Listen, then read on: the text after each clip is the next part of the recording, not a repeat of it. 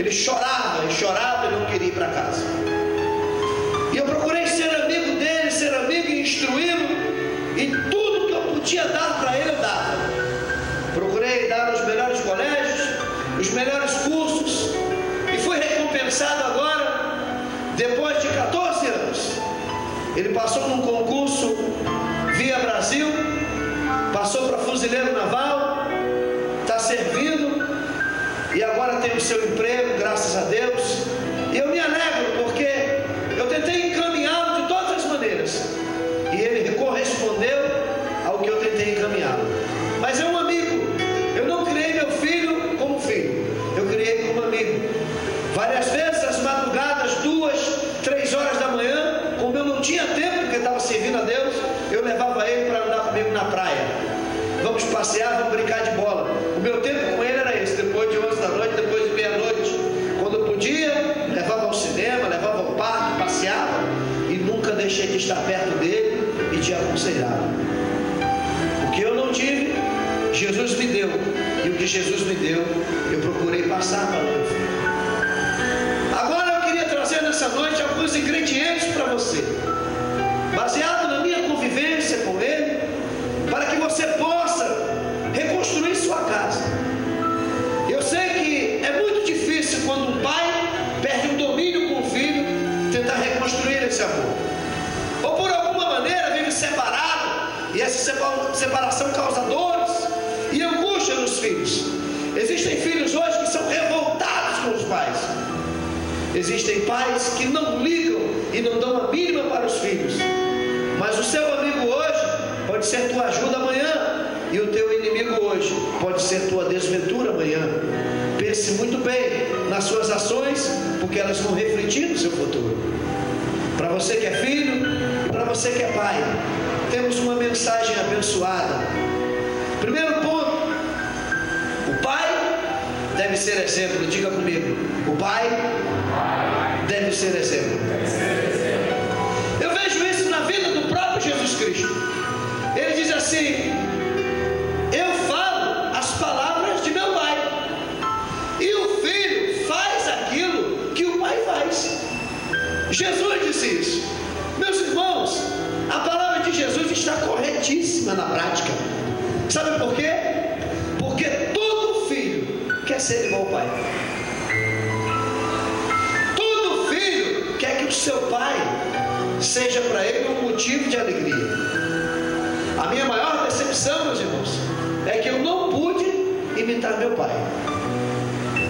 E aí eu procurava alguém para tentar imitar. Eu procurava alguém para tentar me espelhar. Hoje eu tenho, porque é Jesus, mas eu não tive muitas pessoas para me orientar. Agora escute o que eu vou lhe dizer. Nós só vamos gerar a partir daquilo que nós somos.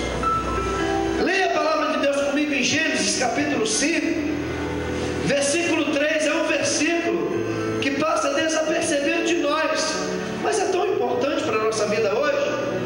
Gênesis 5, versículo 3 diz o seguinte: e Adão viveu 130 anos e gerou um filho, à sua semelhança, conforme a sua imagem. Só que se Adão gerasse um filho antes do pecado, seria um filho muito poderoso, mas ele gerou depois do pecado.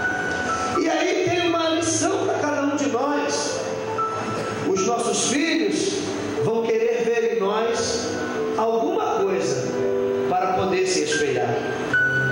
Eu me lembro que quando meu filho era bem menor, eu colocava ele no colégio, e quando eu ia buscar, às vezes, ele passava pelos amiguinhos e dizia: esse aqui é que é meu pai, esse aqui é meu pai, ó, meu pai é esse aqui, meu pai é o Lindenberg.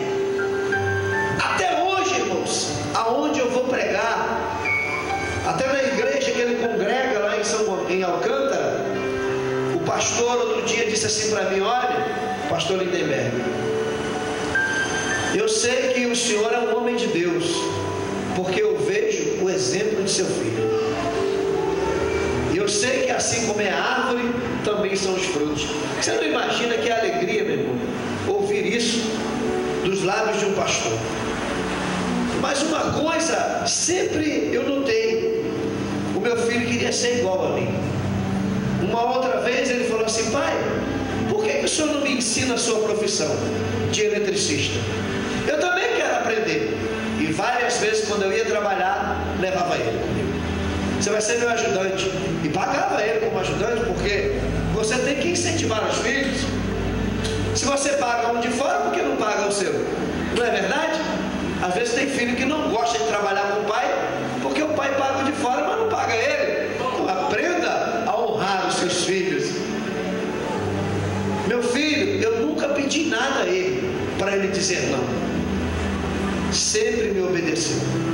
Parece uma coisa interessante. Filhos querem ver algo nos pais. Hoje, ele é músico. Eu quis treinar ele para ser pregador, que nem eu. Mas ele é músico. Toca violão elétrico. Deus deu um dom para ele. Mas é um músico que gosta de ler a Bíblia.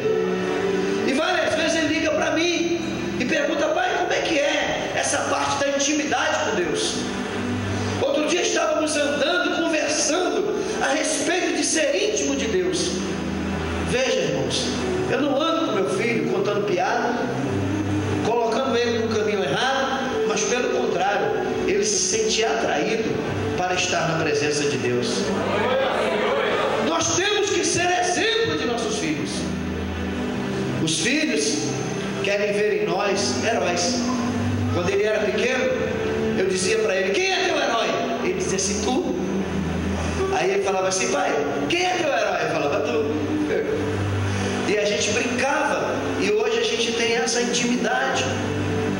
Segunda coisa, o pai deve cultivar a amizade do filho. Como é que se cultiva a amizade de um filho? Sente com ele, irmão. Converse com ele. Seu filho pode estar sendo assediado por bandidos aí fora. Eu me lembro que quando eu estava no colégio, fazendo a 8ª série, tinha um amigo que eu gostava muito dele, e ele sentou do meu lado, e ele abriu aquele caderno grande, que a gente usava, o caderno grande. Quando ele abriu o caderno grande, meu irmão, tinha uma placa de maconha no meio do caderno. Eu olhei para aquilo, porque meu pai, com toda a ignorância, ele disse assim para mim: eu fumo, mas se eu ver você fumando, eu faço você engolir um cigarro. E eu, claro, nunca aprendi a fumar, graças a Deus.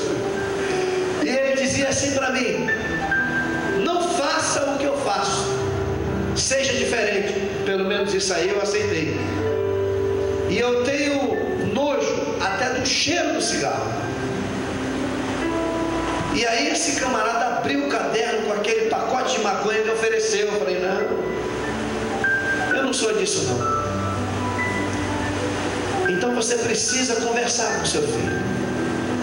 Existem filhos que chegam em casa 3 horas da manhã e o pai não pergunta, porque é homem. Ele é homem sim, mas você é pai. O que ele fizer lá fora vai repercutir na sua vida. É melhor confrontar agora do que depois. Filhas chegam em casa 3 horas da manhã do pai. A mãe vai falar: e cala a boca, coroa, quem sabe de mim sou eu. Ai, irmão, às vezes você tem que estar com a mão ungida. Unge a mão e manda ver, porque Deus é com você. A Bíblia diz que os pais devem corrigir os filhos com vara. Para você não usar a vara, usa a mão. Dá uma mãozada ungida e está tudo certo. Deus é contigo. Irmãos, eu sou de uma época em que quando meu pai falava grosso comigo, a urina descia, de medo que eu tinha de meu pai. Eu fui criado nesse sistema, mas nem por isso eu deixei de ser um filho obediente a pai e mãe.